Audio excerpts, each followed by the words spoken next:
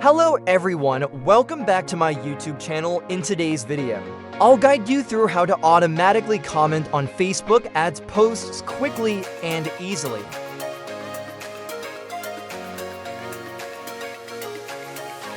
Now, get the link to the post you want to comment on.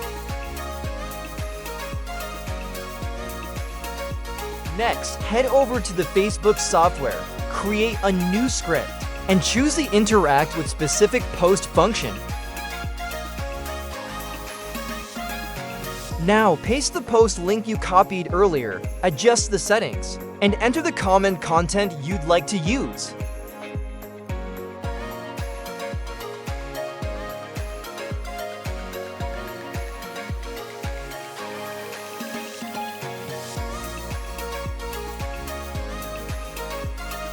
After all, save the setting and run the software.